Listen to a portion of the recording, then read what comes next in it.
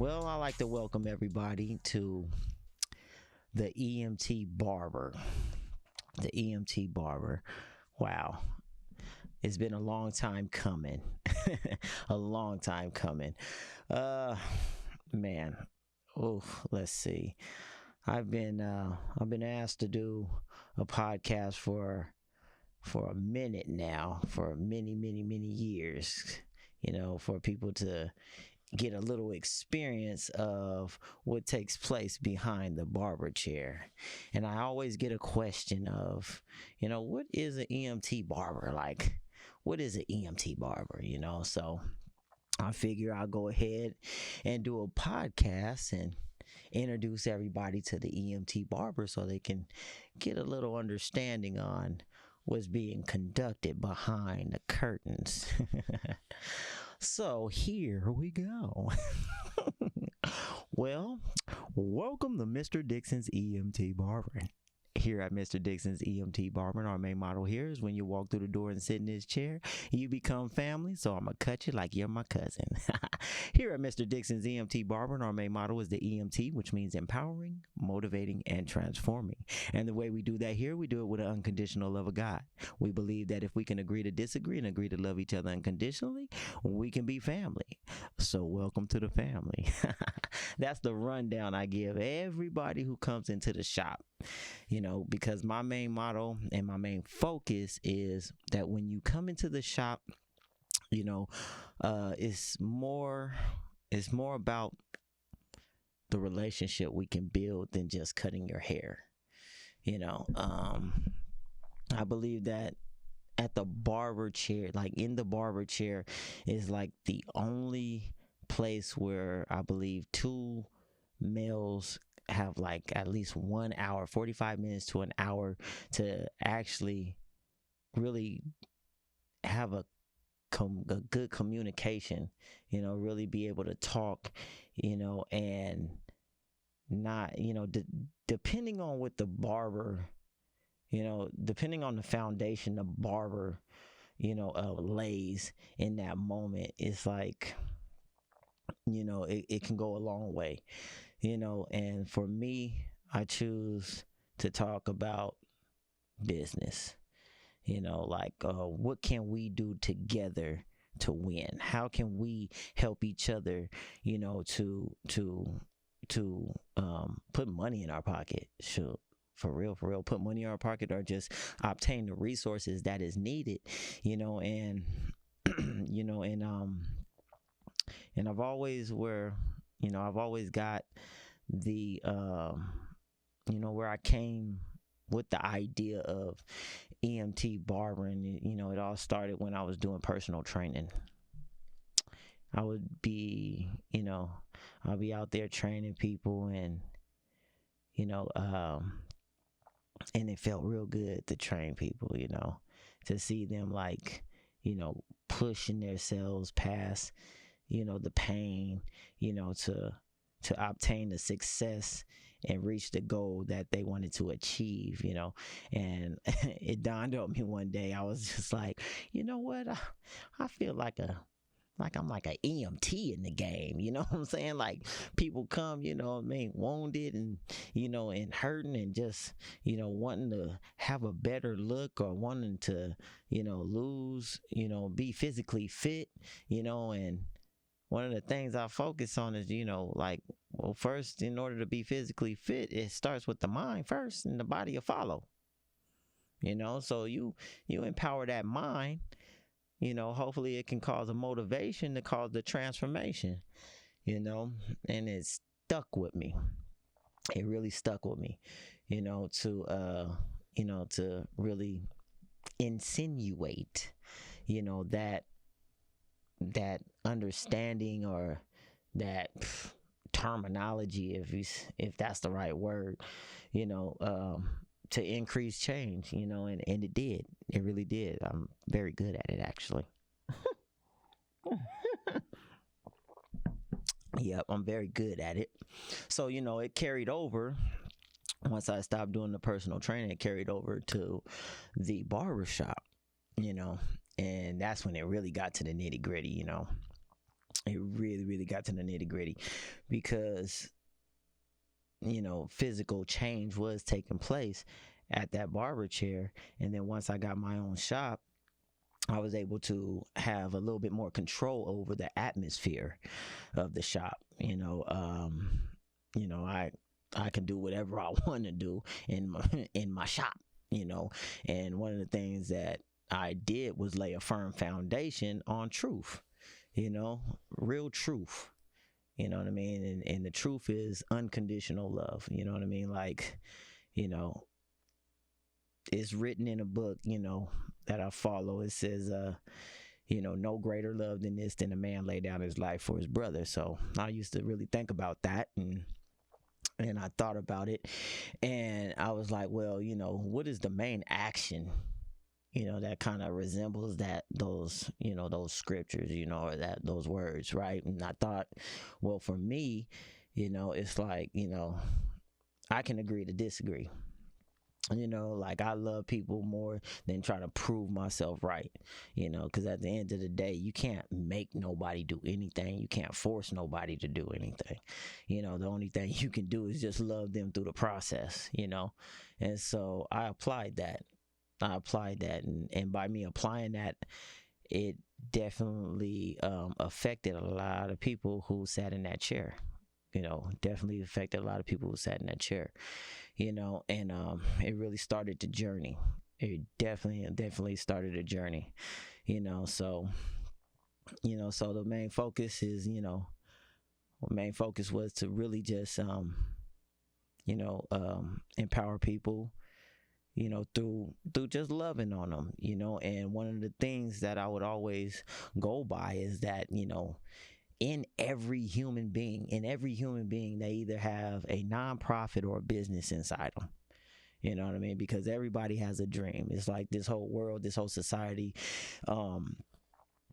just really pushes back, the dream aspect. It's like, where's the dreamers? Nobody dreams no more. You know what I'm saying? Or if you dream something, it's like, oh, no, you can't do that. That ain't making the dollars. You know what I'm saying? If it don't make dollars, it don't make sense. But in actuality, it can, when you're really passionate about something, you can make it work. You know what I'm saying? You can make it work. So, I would definitely share with people who sat in the chair, like, okay, well, you got a nonprofit, which is a program that you can create, that can be of service to the community, or you have a product, that you can create that can be of service to the community.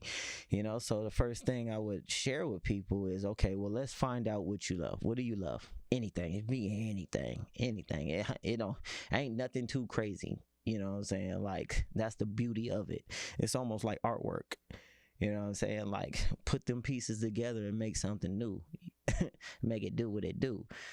So, some people, I get a lot of people like sports. Okay. A lot of people say games. All right. Then you got a lot of people that's like, oh, I like helping people. Or I like managing. Like, I like managing. I wouldn't mind managing. It's like just having my own business. There it is. You know what I'm saying? I wouldn't mind having my own business. So I'm like, okay, you know what I'm saying? So, all right, let's take those together. You know what I'm saying? Because there's so many things you can do. If you like sports, to play basketball, play football, there's so many things you can do in that. You can be a sportscaster. You know what I'm saying? You can play the game. You can be a ball boy. You know what I mean? You can be a trainer. You know what I'm saying? There's so many things you can do. But if you like a certain sport, and then you like video games, and then you like helping people, and you want to have your own business, well, you put that all together, you can create a video game that educates young people in that sport, and you can sell it online, or sell it period. You know what I mean? And bam, there you go, you got your product. So I definitely would keep that in mind every time they come in, and renew their mind on that aspect, and I definitely made sure that in the atmosphere of the shop, it was no distractions, not no normal, your normal barbershop talk. Like, we're not talking about sports all day long, and we ain't talking about females or, any distractions. We're talking about things that's going to, put us in position to be free. And that's one of the things that I believe everybody wants to be, is in a position to be free. So yeah, so that's you know that's a little bit about, about the process of development, or discussion, that's and that's shared, that's shared in the shop, that's shared in the shop. And then, we always talk, it is a place too for you to open up and talk, and be able to, just discuss and ask questions, because I believe that that's one of the things that, especially us as men, we don't do, is we don't talk, and we won't ask no questions, or even ask for help, at that. Once you get older, it's like, man, I'm good. What I'm saying? I don't need no help from nobody. I'll do my thing by myself. You feel me? But it's like the ones that do got a little crew, and that they can even communicate or talk to each other, you know what I mean, and be on one accord, and even be focused on the same system, they're successful. They're very successful. And that's one of the things, that's one of the things that makes, E.M.T. barbering successful, is being able to utilize that 1 hour to deposit, to deposit and absorb, truth, to deposit and absorb truth, and know that it's possible. One of the things that I share with many people who sit in the chair is that, hey, at the end of the day, I'm gonna walk with you. At the end of the day, I'm gonna walk with you, and I'm going to do my best in having you look like a superstar. Guaranteed. So anything that you do, people gonna know you with the business. And that's the least that I can do, to help and assist, and have you walk away with something that you can actually utilize. Because that's one thing that I do share, when people do come in and get a cut, is, I share, like, okay, like, I know you look good, you know what I mean, but let me share with you how you can benefit off of this haircut. You know what I mean? Because when people admire your haircut, they're putting a little bit of their selves to the side to, give you a compliment, and that right there is a sign of a good person. Especially in this day and age, some people don't even give a damn. Excuse my French. You know what I mean? But some people don't care. You know what I'm saying? Some people don't care. But if you do run into somebody that do care, that is a good foundation to build something, and one of the common denominators in corporate, when we all go and get a job and go to that first orientation, is customer service. You get somebody like you, they're willing to buy whatever you have to offer. Anything you do, they'll support you. And I think a lot of times, we miss that point, in humanity, is to, utilize the relationships we can build. I'm here right now with one of my brothers, and he's very skilled at what he does, and I have a relationship with him. You know what I mean? I have a relationship with him, and it enables me to be able, to make moves like this, and it's all off of relationship, genuine relationship, and I believe that when we all operate with a genuine attitude towards that relationship, we can all go far, at least in this community, you know, by creating a community of people that can agree to disagree. It's like, okay, we're all not going to see eye to eye, but that's okay. That's what makes us human. That's what makes us human, and it's okay. What I mean? It's really okay, but the way that they're projecting the attitude for us to have is, oh, if you don't agree with me, off with your head. You know what I mean? And come on, man. I mean, Grand Theft Auto is good, but it ain't gonna get you nowhere, because last time that I checked, niggas die in that game, and regenerate. You feel what I'm saying? So we got to really think about it. Do we really want to live that lifestyle outside in the real world? No, we don't. You know what I'm saying? No, we don't. What we want to live is, everybody want to be at peace. Everybody want to be at peace, but in order for us to have peace, we gotta be that peace in our community. We gotta be that peace everywhere we go. You know what I mean? No matter what the world throws at you, you control you. You control how you're gonna respond in situations. Like I always share with people behind the chairs, one of the common denominators that we all have as humans, that we explain to each other, but you can't see is, I call it the three situations. In our minds, there's always three situations that take place. You have one situation that's feeding you positive, and you have, and you got one situation that's feeding you negative. Then you got one situation in your mind that has to choose which situation is going to follow, and that's a real situation that we can all agree upon, that's there, but we can't see it, but it's there. And depending on which situation we choose to follow and obey and act upon, really dictates the outcome of our reality. And that's the truth. You choose the negative, and 9 times out of 10, it's going to have a negative experience take place. Yeah, you may feel good for a moment, you know what I mean? But what about the people around you? If they not feeling good, then you ain't going to feel good much longer. I mean, that ain't peace. So you go ahead and you choose the positive, and everybody's eating. Everybody's cool.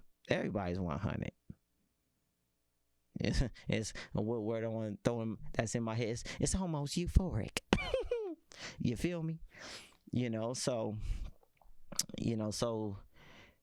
that situation right there is a real situation that's being displayed. And I believe that when you really focus in and act upon that, and you're more aware of it, it can really dictate the atmosphere in whatever dwelling you step into.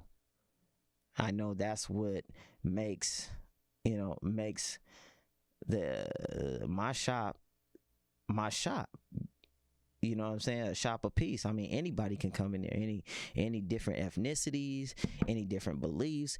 Anybody can come in there, and they're gonna still feel loved. Now, I always tell people too, like, if you a negative person, you might not last long here, period, point blank. You're not about to come in there, and and have your nose down, especially in your phone all day. That's not gonna happen at all anyway. You know what I'm saying? Like, we're gonna interact. We're human. We gotta interact. You know what I mean? Somehow, some way, we gotta interact. That's one of the distractions that's even being displayed in the world today, and we wonder why, people don't have the patience to be able to communicate. It's just, I'm just gonna pop off. I'm just gonna pop off. I'm just gonna pop off. You know what I mean? I'm just gonna lay somebody down real quick because I don't know how to communicate. Matter of fact, I don't know how to deal with discomfort in my system right now. You know what I mean? Like, that's cold as ice. You feel me? That's cold as ice. But that's why I'm here right now.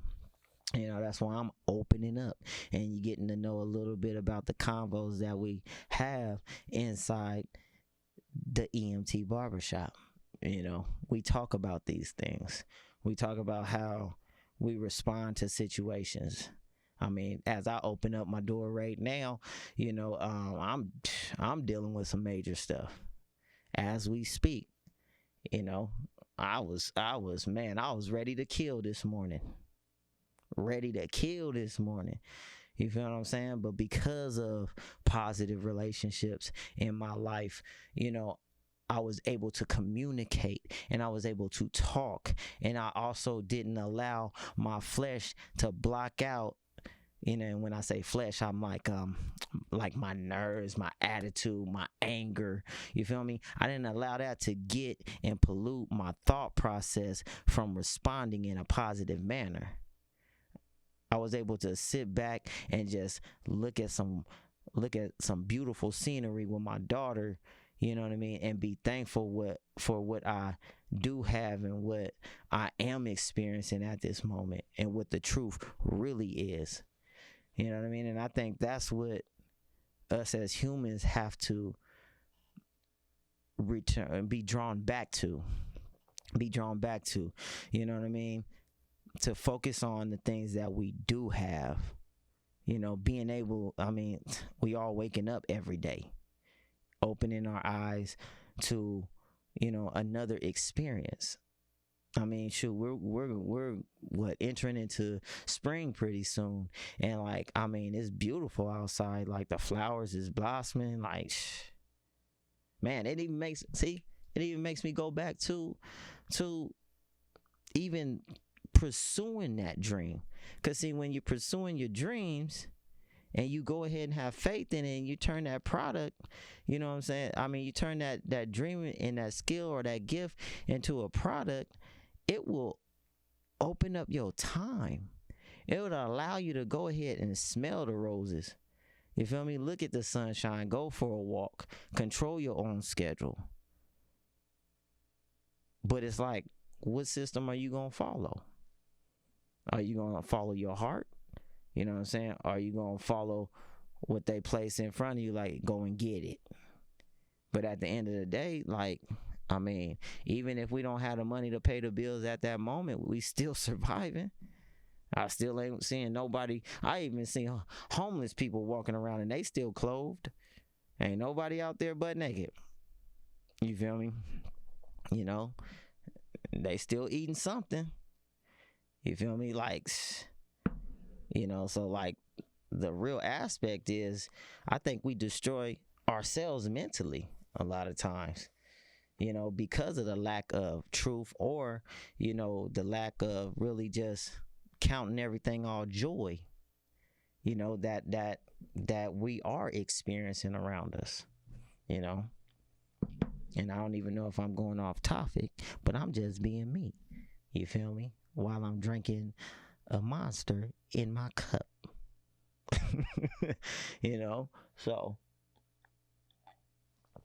So to get back on subject,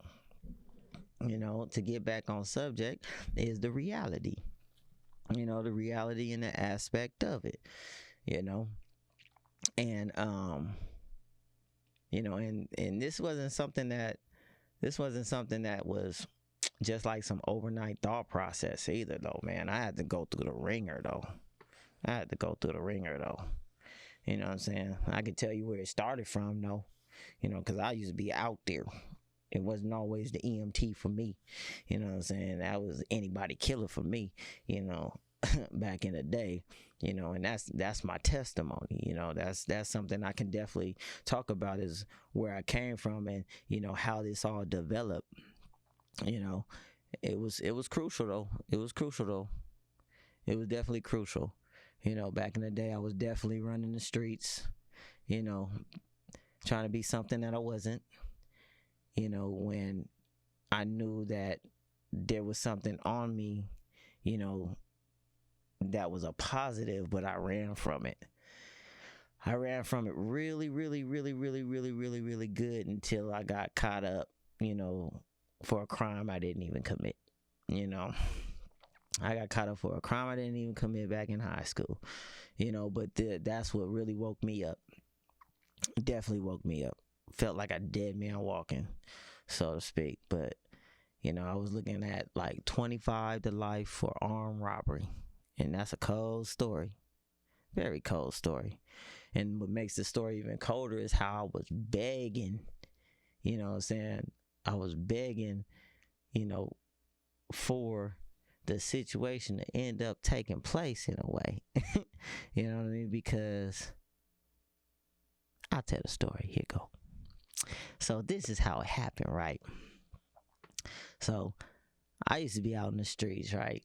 And I'm just doing whatever I want to do, right? I got a car early, you know what I'm saying? I'm like 16, 17 with the whip. I'm dipping, right? I ain't never going to school. Like, I'm at school. I found out how to ditch. I'm like, I'm gone. You know what I mean? I ain't even about to be there, homie. I don't have to be here. Oh, I can just go out the back. Shh, I'm gone, right? So I was just chaotic, just super chaotic. And one night I was going to go to this party, right? So I was going to go to this party, and before I was going to the party, I'm getting all laced up. You know what I'm saying? I'm putting the wardrobe on, and I'm blacked out to the T. You dig that though, man? In a real way. So I'm out, and I'm about to step out the house, and mom's is like, I got a bad feeling. I don't think you should go outside.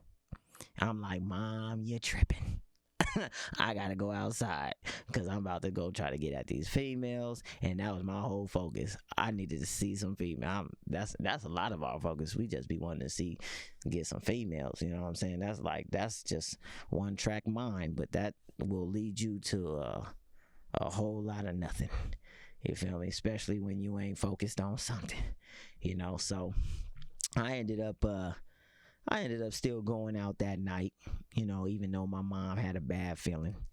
And I go out that night. I'm gonna make a long story like pretty short, hopefully, maybe.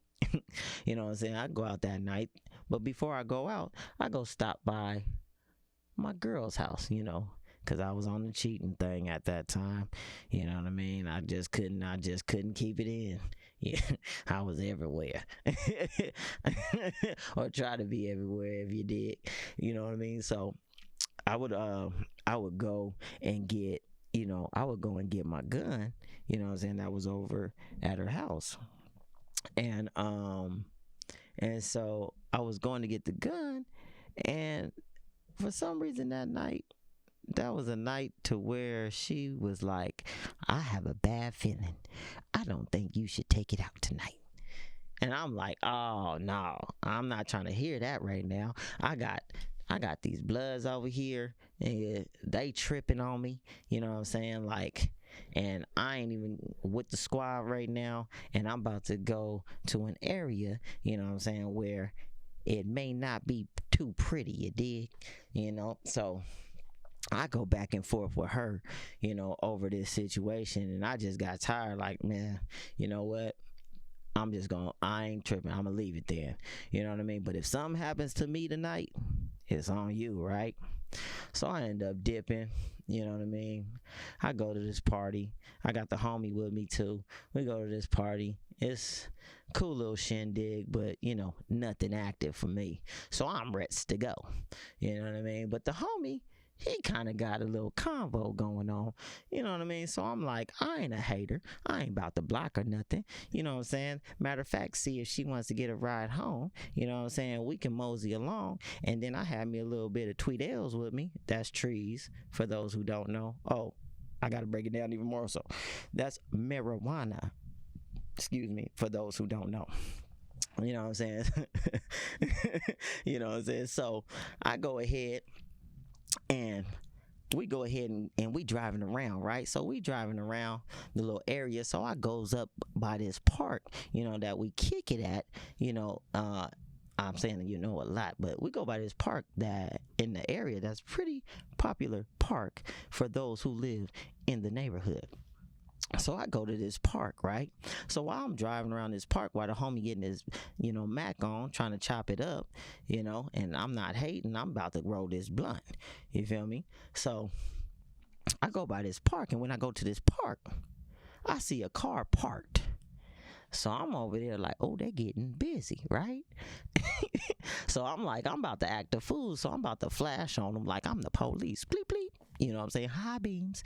You know what I mean? So I got the high beams on them, right? You know what I mean? And I'm giggling. I'm giggling like crazy. You know what I'm saying? Because I just had started smoking weed at that time, and so when you start smoking weed at the beginning stages, homie, everything's funny. You know what I mean? So I'm laughing, and then I get on, right? I get on. So I leave after I'm clowning with these people, flashing high beams on them like I'm the police, you know. But little did I know, I go and drop off the home girl, and whoop, whoop, get out with your hands up. Get out with your, what in the, I look in the rear view, there's about 3-4 cop cars behind me with their guns out on some extra. So I'm like, oh no, dog, like I have no idea what they're doing. And I'm gonna turn this car off real quick, and I'm like, man, I tell the homie like, bro, you throw that weed out the window. You know what I mean? He like, oh yeah, I hit it. I'm like, oh, okay, whoa, right? So they start talking on a microphone and telling us get out the car and stuff like that one by one. You know how they do. Get out the car. Let them walk back to my voice. You know, all that extra. You know what I'm saying? Lay down. You know what I mean? Then they come up here and kick you with their little boot. Well, not little boots. Them boots is pretty big, and they heavy. You know what I'm saying? And they like to kick you just because they feel like kicking you, So they do all the extra and put me in the back of the car, right? So I'm back of the car, and I'm over here like, what's going on, officer? My voice got really, officer. I ain't did nothing wrong. What's this all about? You know what I mean? Then he goes, oh yeah, we got a call from an armed robbery, and you fit the description. Excuse me?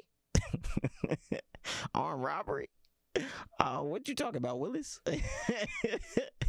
Armed robbery? You crazy? I mean, I don't know. I'm over there like, officer, I don't know. I don't know what you talking about. Armed robbery? Do, right? Mind you, I'm dressed like a thug though. I'm gangstered out.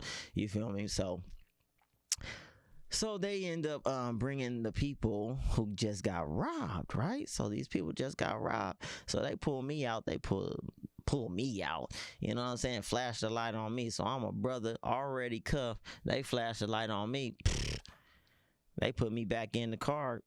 They like, okay, we're going to go ahead and take you in. We got a positive identification. Positive identification? What is you talking about? Yeah, we got a positive identification that you just robbed somebody. So we're going to go ahead and take you in, and they're going to tow your car. Yeah, it was kind of like that in back of the car. You know what I'm saying? Complete silence, right? So I'm over here thinking in my head like, man, this sounds like something out of a movie, The Fugitive or something, right? So they end up taking us to the jail. And mind you, anybody who's listening or seeing this, anytime you go to jail, just keep your mouth closed. Youngsters, keep your mouth closed. Don't say nothing. You ain't even got to be put in a position to tell on somebody. If your mouth is closed, they say you have the right to remain silent, nigga. The right to remain silent. Anything you say can and will be used against you in the court of law. That means don't say nothing. Speak when you got your lawyer. If I would have did that, I would have bypassed all this. But it was a reason. I probably wouldn't be here today telling you about my story, if I didn't go through that. Guaranteed. I'd probably be dead, be honest with you. Probably be dead or like seriously locked up. But anyway, so we go back. We're in the interrogation room. I'm in there like, officer, I don't know. I'm talking crazy. I'm talking like, I don't know what happened. But see, I'm being solid though, cause back then we grew up, homie. It was rules to engagement. So You know what I mean? You don't tell on nobody. It wasn't none of this snitching and none of that, homie. It was like, man, you a soldier, but I mean, technically, really, I ain't did nothing. You know what I'm saying? So it was easy for me. Because if I did do something, who knows? I might have would have said something. But anyway, no, I would have took it. I would have took it on the chin like a champ. You know what I mean? I ain't that type of nigga. I'm a real one. So I'm gonna make it do what it do. But I didn't do it. But I was trying to tell them I didn't do it, but they didn't want to hear that. So, you know, they put me back in the cell, and then I guess they brought out my boy and the girl because they took us all in. Well, I guess they scared the girl pretty good because she said, "Oh, I think they threw something out the window." Oh, man. There it goes there. That was enough to lock us up. You know what I mean? So now they already pinpointing the gun on us. And mind you, the gun was the same type of gun that I was in an argument with my girl over at that time. Blessing number one. I didn't have that gun because if I would have had it, I would have been doing some time. I probably would have still been freshly getting out and been out for like maybe a couple years right now. You know what I mean? But thank God I didn't have that gun on me that night. You feel me? So went back to the cell. They took us in. You know what I mean? And so we was inside. You know what I mean? And it was an experience. Freshly new experience. You know what I mean? Because I was like, it was like YA type situation. So we wasn't in the big house yet. We wasn't in the county or nothing like that. You know what I'm saying? It was like juvie, then on our way to YA. You know what I'm saying? So gladiator school for those who know. So yeah, so I'm in there, and I'm like kind of really shook. You feel me? I'm really shook because I'm like, man, I ain't do it. I ain't do nothing. I know I didn't do nothing. You know what I mean? But now I'm here, and once they close those doors, there's something that a lot of people, I don't know, I really don't recall if anybody really will be open to share what really takes place, when they close those doors and you ain't never been in there before. But there's a stress that takes place because humans ain't meant to be locked up in cages and locked up like that. Straight up. I think some people may be like, nigga, I'm hard, nigga. I ain't about to express that, but I'm gonna tell you straight up, everybody cracks. Everybody cracks. You know what I'm saying? Everybody be in there stressing. Nigga, I want to get out. Nigga, I want to get out. I want to get out. You know what I'm saying? I don't think people really understand, what slavery really, like the physical aspect really feels like. You know what I'm saying? Like an animal, homie. Like you really, really, really want to get out and you can't. Like you can't get out, and right then and there, right when they close that door, right when they close that door, man, that's when it hit me. That's when I was just like, all right, God, you got my attention. You got my attention because I got to call on what I know, and that's what was instilled in me at a young age, and of course I heard about the story, and heard about this God, who they call Yeshua, which they changed and put in English as Jesus, but us Hebrews, we Yeshua, you did, so like I'm like, all right, you got my attention, but right when I acknowledged that, nothing happened.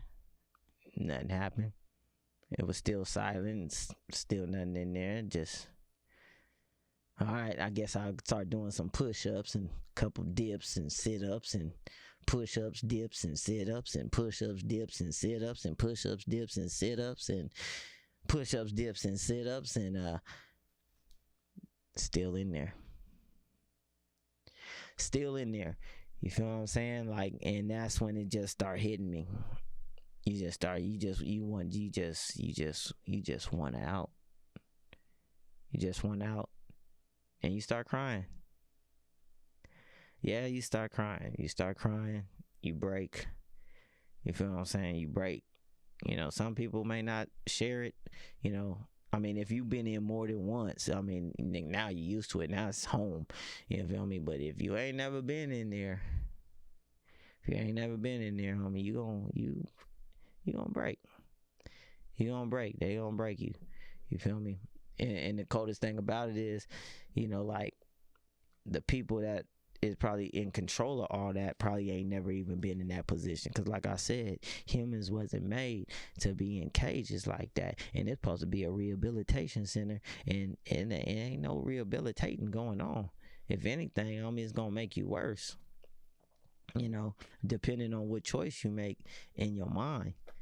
You feel me? What choice you make in your mind. And, you know, one of the choices that I made was, okay, after you get over it, you get over the brokenness, you know what I'm saying, like the stress, you get over stress, because you'll have other cats in there be like, oh dude, you stressing because you won't eat, you don't want to eat, you won't want to do nothing, you know what I mean? And you know, like, cats that hit me like, man, he's stressing, like, it's okay, like, you know, you'll have some cats that'll be like real 1,000 in there, you know what I'm saying? That's, yeah, some 1,000 folks in there. Be 100, you know, because the common denominator in there is we all locked up. You know what I'm saying? We all locked up. So for the most part, you know, it's like, you know, we gonna get through this. You know, so, you know, went through the stressing part, and then once the stressing part was done, you know,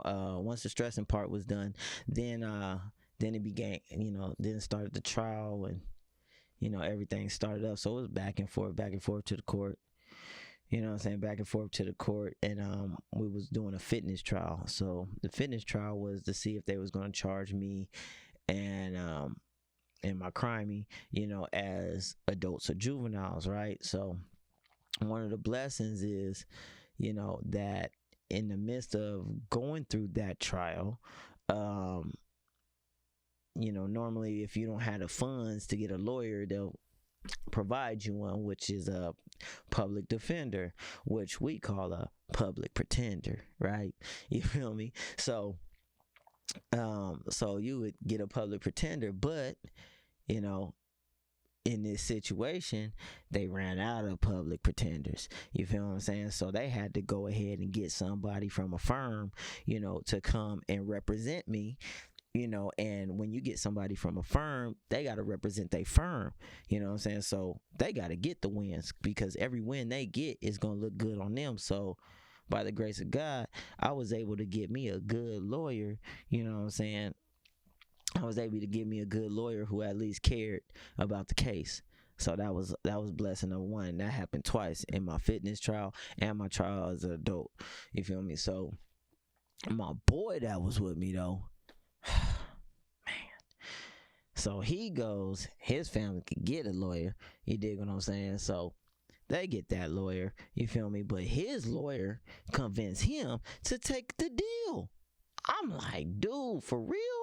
So they go ahead and take the deal, and he admits guilty. Oh, are you serious? So they go ahead, take the deal. He gets found guilty as a juvenile and does what I think he did about 8 months in camp, right? So now they find me fit to be tried as an adult, right? So now they're about to try me as an adult, you know, and I'm looking at what, 25 to life, you know what I'm saying, for armed robbery, 25 in the L. So I'm like, man, oh dude, I'm tripping. You know what I'm saying? Like, I'm over there tripping. All I heard was 25 to life. Like, I didn't man, I didn't think about nothing else. I didn't think about the fact that I can get out on bail or anything. All I heard was 25 life. You feel what I'm saying? So I was already shut down. You know what I mean? But I also seen like, man, guilty. So it's 25 life and guilty for the homie. So I'm like, oh, dude, like, really? Like, I don't see me getting out of this at all. You know what I'm saying? There's no getting out of this. Like, I don't know. So once I went back to the cell, you know what I'm saying, they took us back to the jail. You know, I'm shot, right? Like, I'm like, oh, like I'm like, oh, like I'm like, man, I'm gonna be in here for a long time. Like, I'm not getting out, homie. Like, all those thoughts was running through my head, right? You know, and I mean, it was so much negative, like just so much negative thoughts running through my head. You feel what I'm saying? Like, I just passed out. I went to sleep. I just fell asleep. You know what I'm saying? But while I was asleep, I had a dream, right? You know, y'all can believe it or not. It don't matter. I believe it because I experienced it. You know what I mean? So I had a dream though, and in this dream, it was like, it was a transparent hand, right? And I was in the middle of this hand, and I just heard the words like, everything's gonna be all right. I got you in my hands. So I'm like, okay, I ain't had no dream like that before. You know what I mean? But I mean, it was a dream because when I woke up, I was still locked up, you know, and so I was outside, you know, and I noticed like this bird, right? Like, it was like it looked like a little dove, but you know what I'm saying, like, it was, could have been a real white pigeon, but it was white. I mean, this pigeon was white, you feel me? You believe it or not, it was white, and it just came out of nowhere, and I just was like, man, this pigeon is white, you know what I'm saying? Like, it's like just really white, you know. And we over there, you know, by the city, so you know, they had all the other little pigeons was over there by the trash can and stuff, you know what I mean, and they was all gray and looking toe up, you know. But this one particular pigeon, you know, just caught my attention, and it came out of nowhere too. It's just like, think, where did this come from? But when I seen this pigeon, it landed, and it was by this wall, and on the wall it read, all things is possible through Christ. So I was like, whoa. This is pretty deep. You know what I'm saying? Like, this is pretty deep. I'm gonna take what I can get, you know what I'm saying? Because I need all the positive that I can receive right now, you know, and I need it. You feel me? So after that had take place, you know, my dad had came to visit me, you know, and I had called him on the phone when I got a little phone call, and I had called him on the phone and told him when he come visit me, can he bring me a Bible? You know what I'm saying? Can he bring me a Bible so I can start reading it?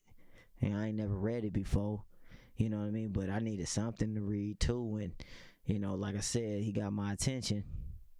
You know, and I think it was time for me to really find out, is this real? You know, is this God that they talk about real? You know, because I'm sure I need him right now. You know, I need him right now. You know, and so my dad, you know, came and, you know, asked me how I was doing, if I was all right. I was like, yeah, you know, I'm good. I'm doing my push-ups and stuff. You feel what I'm saying? It ain't nobody really sweating me or none of that in here. You feel me? But, you know, I'm pretty cool with everybody. You know what I mean? I just keep to myself, you know, and he slid me the Bible, you know what I mean, a couple car magazines. You feel me? And I started reading. I ain't never really read anything because, like I said, I told you I had a car, so I was always ditching. You know what I mean? I might have did some reading, you know, my freshman year, but after that, though, your boy was gone. You know, but I started reading, like reading a lot. You know what I mean? And then I started reading that Bible. And when I was reading it, I didn't know what I was reading. I just said, Well, shoot, I'm gonna read this until something happens, So I was mumbling words, like begot, begot, begot, because that's all in the Old Testament, like in the beginning, it's just begot, begot, begot, begot. But I was just staying disciplined, and that's one of the things that that I'm gonna just use this word. I definitely started exercising was discipline. You know, staying disciplined to do the things even though, I don't know what I'm doing, but yet I know it's a positive, right? So I just started reading. You know what I mean? I started reading, but then I started getting into some stories, you know what I'm saying? And I started seeing a couple stories where, it was pretty gangster, like Gideon, gangster, you know what I'm saying? Joshua was gangster, Moses was a G, you know what I'm saying? Moses came up in there, after he done murdered somebody too, and it came up in there talking about let my people go, man, you know what I'm saying? And I thought that was pretty gangster too, you dig? So I'm over here like, dude, this is pretty entertaining. You know what I'm saying? Like, there's a lot of these stories in here, and this is real. You know what I mean? So I was like, man, this is dope. And then, then I started rapping. Like, I don't know. I just was like, man, you know what? I want to rap for the Lord. Like, I want to rap this stuff. I want to rap. You know what I'm saying? I want to rap this. And then I started rapping, but I was like, I'm going to do some positive rapping. You know what I'm saying? So I wanted to do positive rapping, and then I wanted to also talk with people. You know what I'm saying? Like, I just started chopping it up with people because I'll be reading and cats would be in my cell with me, and they be like, "Oh man," you know what I'm saying? Like, what you reading? You know what I'm saying? What's that all about? And I'm like, oh man, it's actually it's actually active. I'll be like, do, and just start talking with them. You know what I mean? And then they, start talking and then wanting to know, and then all of a sudden they want to start a relationship too, and like boom, you know what I mean? Your boy start shoot chopping it up and witnessing, and people start giving their life to the Lord and just starting relationships and changing. And then like after a while, I'll be rapping too, so I have somebody that can kick some beats and be spitting too, and a little community started to build inside the jails, you know what I mean? And so while I'm going through all this case and stuff, my mind kind of started like just focusing on something different, and I started believing like, shoot, maybe this is something I was meant to do, and then I really started falling in love with this whole get down. You know what I mean? Like, I really fell in love with it. Like, man, like, I love these people. Like, I love the people around me. You know what I mean? And shoot, man, we all going through some ups and downs, you feel me? But the cool thing about it is this thing is a real thing.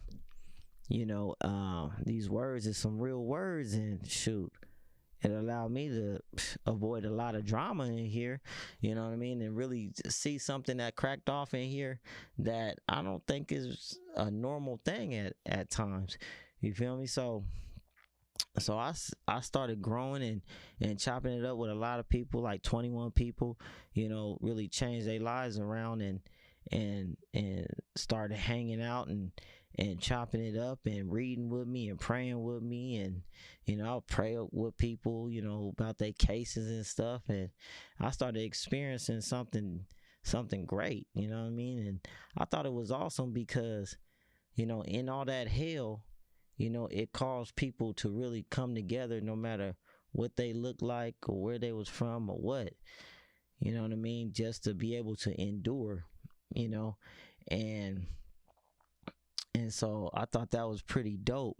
But to make a long story short about this jail time and stuff, so while I was in there, and I had going back and forth with the case and stuff, and you know what I mean? And of course, we was working on getting a lineup, but the DA, was really trying to set me up because, to them it's a job, man. To them it's just another case.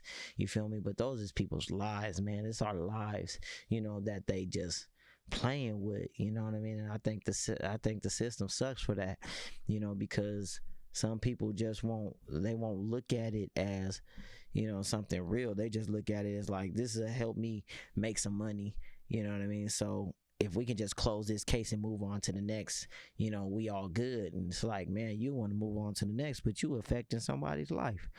You know what I mean? And it's like they almost losing their humanity and don't even know it. You feel me? But they tried to bring in victims because we was trying to get a lineup, so they wanted to see us. Get the victim to come and see me, so they can throw out the fact that we needed to get a lineup. You know what I mean? And it would be thrown out the door because they already seen me, so that would be no good. So thank God I had another lawyer from a firm. Once I had a new trial, I just kept getting blessed, thank the Lord. You know what I mean? He was able to catch that, and they wasn't able to see me. So to make a long story short, we went ahead and got the lineup. As we got the lineup, you know what I mean? The victims couldn't pick us out in the lineup, right? You know what I'm saying? So they picked somebody totally different, and it wasn't even me. So they was able to throw out the case, you know what I'm saying, because they couldn't even choose me. And then the victim was like, oh man, at the end of the day, we was just going off their eyes. Nigga, please.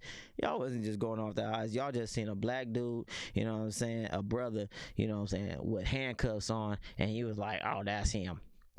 You feel me? Like, come on, man. You know what I mean? So all this, half of my life, all this stress and all this drama, and y'all was just going off our eyes. But see, that let me know wrong place at the wrong time. But I had to go back from the beginning. See, there's words that's written that says, honor thy mother and thy father, and your days will be long. You know what I mean? And that's one of the things that I didn't do. I didn't honor my mother and my father. You feel what I'm saying? And by me not listening to them, it put me in a bad position. It put me in a real bad position. So once that took place, I went back to the jail. You know what I mean? But I didn't get out right then and there because, I was waiting on the bail. Well, no. Let me backtrack, though, because when we got the lineup thing, I had already got out on bail. Yeah, that's right. I had already got out on bail. You know what I mean? And when I was in there and they called me when I got bailed out, in my spirit, I was already comfortable. Like, hey, you know what?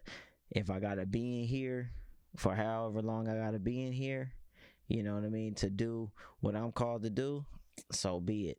But it was like when I got comfortable and when I was okay, okay about my life, like when I was just okay and I was just like, you know what, everything's gonna be like however everything's gonna be, I'm okay with it, because I know that inside, like, as long as I stay obedient and I stay focusing on applying myself to that positive situation I was talking about in your mind, I stay focused on applying that and operating in that, all things are going to work together for the good.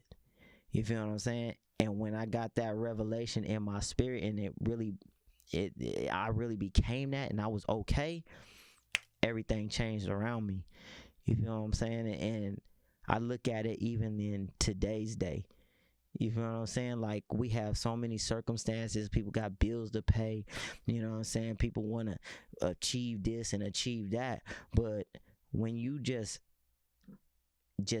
count everything all joy and absorb all of the good things, you know what I'm saying, that's taking place, you know what I mean, that you're experiencing, and you're okay with that, and you create that peace, everything else gonna fall in line. You feel what I'm saying? Everything else gonna fall in line, and I'm experiencing that today. Even with my daughter, my daughter, not being able to see my daughter like I want to see her, and losing another, you know what I'm saying, marriage.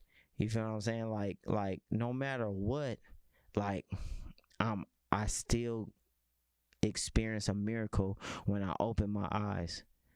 You know what I'm saying? Like I still have good people around me, you know, that are good people, you know, good people. And good people is hard to come by today.